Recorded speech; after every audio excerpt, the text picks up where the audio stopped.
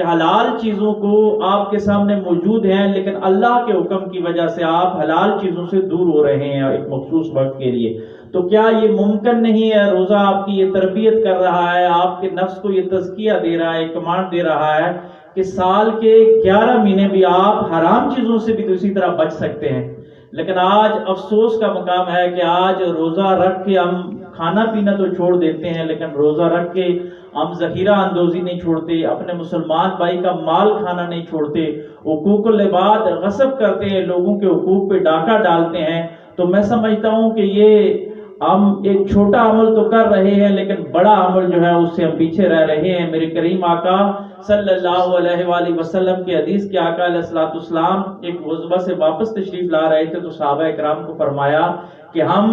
جہاد اصغر سے جہاد اکبر کی طرف لوٹ رہے ہیں، تو اس کو صوفیانہ ضمن میں اگر بیان کیا